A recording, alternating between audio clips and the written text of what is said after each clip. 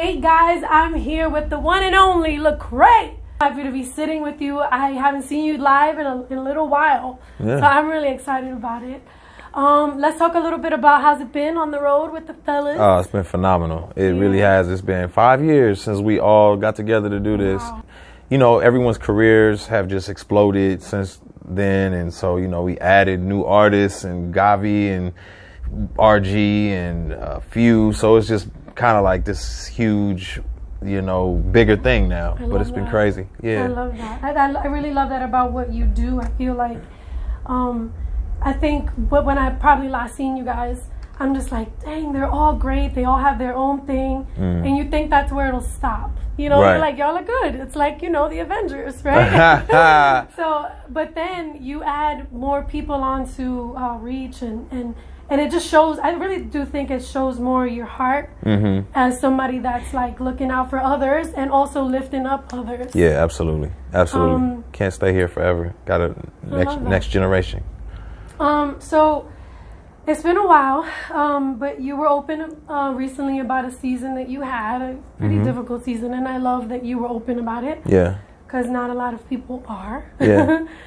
But I wanted to ask you, have you found understanding since that season? Because, you know, we go through hard seasons and we don't see how we get out of them. We do get out of them.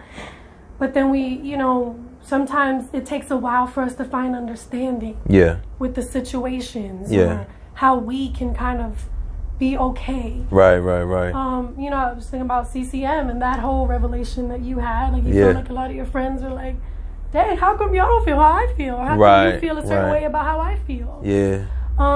Talk to us a little bit about that now. Like, is there some kind of understanding? Yeah, absolutely. I mean, I think this tour is part of that understanding. The tour is a huge piece of that. Just understanding that, you know, we have and had something special, and you know, whether or not you're accepted by, you know, any particular groups or crowds, you know what God has put on your heart, and you know what you're supposed to do and the mission that you have, and so. I think a lot of that has come out where it's kind of like, okay, well, let's do what we do best. Let's create what we know how to create. And then the other piece of it is something always has to die.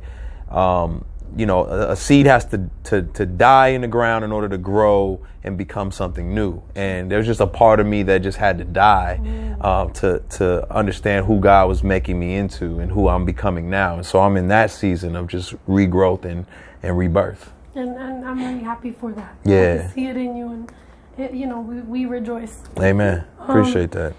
How, if you had to give advice to somebody else that's in a difficult season, and I feel like a lot of the people that I mentor are in that season. Yeah. And I find myself sending them like quotes, you know, past quotes that you said and stuff like that to help them through it. Yeah. But how do you advise people to find that place of inner healing? Yeah. Well, one thing I think is what everybody has to know, especially, you know, believers, is that God doesn't waste pain, right? I mean, He says clearly, all things work together for the good of those who love Him and are called according to His purpose. So He's going to do something with the pain that you're experiencing that's going to be beneficial. It's going to be for your good. It's not that He's, you know, purposed the pain, so to speak. Like, He's not like, oh man, yeah, I wanted this to happen to you. But it is like, but He's not shocked. And so if God's not shocked, you don't have to worry, right? He's not like, oh man, I don't know what I'm going to do about your situation. Even Jeremiah 29:11, and He's talking to these exiles, and He's saying, listen, I know it's ugly. I know you're in a dark place, but I know the plans I have for you. And so you may not know the plans. You may not know what's going on, but God does. And he works well in the dark. When you're in the dark, He's getting busy. So don't worry. Yeah. Amen. I think what's very unique about you is that you've been, you know, in both the Christian circles and the mainstream circles. Yeah. What have you found to be, you know, some of the benefits of being in both of these circles for you, and challenges as well? Yeah, the benefit is just being able to be a light, you know, and to be able to be a trusted voice for people, because a lot of times people don't know, they don't have a frame of reference for, you know, who they can turn to or who's offering hope, and they just don't see any representatives that look like them, that love the Lord, so they just are in the dark, and that's been the benefit, is just me growing from those relationships, them growing from that relationship as well. You learn a lot about yourself. You learn a lot about how people think about stuff outside of the church walls. The challenges are definitely, there's a system, and the way that this world functions is a system, and that system, it does not care about you, and it does. I've been there, so it doesn't care about you. So sometimes you can get caught up in it, and social media is one way. It's a system that is meant to uplift you and make you as narcissistic and insecure as possible, and you have to know that when you're navigating it, and that's been some of the difficult pieces of it. Yeah. I love we've been seeing Kanye with his Sunday services now, Yeah. and Chance the Rapper telling people boldly, I'm going on a little hiatus, I'm reading the Bible, I'm quitting smoking and all that. Yeah. I mean, I gotta believe that people like you, and I mean, come on, you're you're the one leading the charge, if we're being honest here.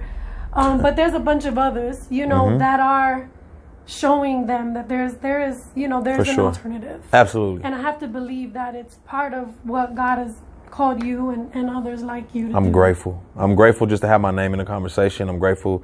I'm not perfect by any stretch of the imagination, but I do trust a perfect God, and I'm grateful. I was watching The Breakfast Club, and there was a pro athlete on there, and he was like, I need some music to come out to, and Charlamagne was like, Lecrae, and it was just cool to just be able to be, a reference in the conversation. Like, they just need people to reference that.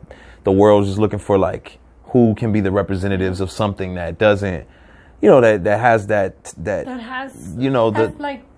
substance. Exactly. You know what I mean? Yeah. So the same word I was looking for. Unashamed. Yeah.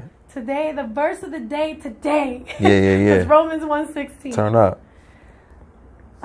Is that something that you're still championing behind? Absolutely. Talk a little bit to all those people that try to say, something else. Yeah. We're here on the Unashamed Tour, Right. 2019. Yeah. Well, I mean, I think there's been plenty of justification for people to be concerned. So I'm not going to act like there hasn't been. There's been plenty of justification for people to be concerned. They've seen some missteps, they've seen some mistakes, they've seen some stuff that made them say, wait a minute, what are you doing here? But the thing about it is we're all going through this human experience. It's just that I was going to say you are human. A lot of our, myself and, my other label mates have to make their mistakes in public. And so when people see missteps, there can be way more critical, but everybody in this world is making missteps and has moments of doubt and has moments of trying to figure out what to do with their faith and how to represent it. It's just that everyone, as they're going through that, it's not on display. It's not on Jimmy Fallon. You know what I mean? Exactly. So yeah, but it's been good. Well, what's next for you, Lecrae? I'll ask you that first. And then I'll ask you a question that I've been wanting to ask you since I sat down. Okay. Hilarious. What's next for me? Well, right now I'm in the middle of another album. So that's genre? Happening. Because let's be real here. You've done the overt Christian. You've done the more mainstream. You've done trap. You've done the trap album. What kind of? I think all of those were just, me shooting from different angles, and this will probably feel for a lot of people more comprehensive. This is what they were waiting for. You know what I mean? I feel like this is the project people were waiting for. Yeah. Well, now I can't wait. Yeah. So I'm in the middle of that. So hopefully that goes well. And then, just diving into some film and breakthrough and, some other stuff. Another one with Tony Evans is going to be a Fathom event film. Awesome. And then just getting behind some other stuff I can't talk about right now. Okay. But yeah. Something you can talk about. Uh-huh. I'm going to let you do that. Okay. Step out the frame. And then Lecrae has an incredible, exclusive, first time ever announcement. Oh, man. Okay. Well, I've been asked. We've been on this Unashamed tour, city to city. This is I think we're 15 cities in. Every single city, someone asks us, when are we going to sign a female artist? And so, y'all getting the exclusive right here. we have officially signed a female artist. Her name is Wande. Matter of fact, she's right here. Wande, why don't you come have a seat? Ladies and gentlemen, you probably might have already heard her music because her music's been popping. She was on the Reach Christmas album. Indeed. And is a phenomenal artist, man. I don't know. What are you, how are you feeling? I think I'm feeling great. I feel like it's a cool moment and just a great time in the culture for this to happen and all come together. So I'm excited just to be here in this moment and to see what the future holds. Okay. So you've been around Reach for a while. A lot of people don't know that, and just being in the background and doing a lot of stuff on the executive side. How does it feel now, like, to be on the artist side? I think it's cool. I feel like being on the administrative aspect helped me see a lot of things clearer that I wouldn't have been able to see if I had only just dived into my creative side. So I feel like it's really cool because it was almost like a blessing that I was able to be prepared for now whenever I take on this artistry. Like, there's more knowledge that I have, more wisdom I can use when approaching my artistry. Okay. So I do know who you are and I know about you, but these people don't. So tell us, who's Wande? All right. So Wande is an interesting person. She's multifaceted. So I think she's someone who's energetic and loves to have fun, but at the core loves Jesus and will always tell you about the truth, and is not afraid to represent that. But I'm also just not afraid to represent my culture, whether that's me being Nigerian or me being from Texas, so. Come on, Texas. Yeah, gang. So, it's super lit. I think it's really cool being me. I'm someone who I'm also just growing because I'm just becoming an adult. So I'm also going to take y'all along for the ride for that as I discover what it's like to be young and unashamed as well. I love this, man. So we're excited. I mean, everybody's excited. I'm not going to give them too much because, they're going to have to peer in. But you do have a single. Your single is? It's called Blessed Up. It'll be dropping, this Friday. By the time y'all watch this, it'll be out. So stay tuned. One day.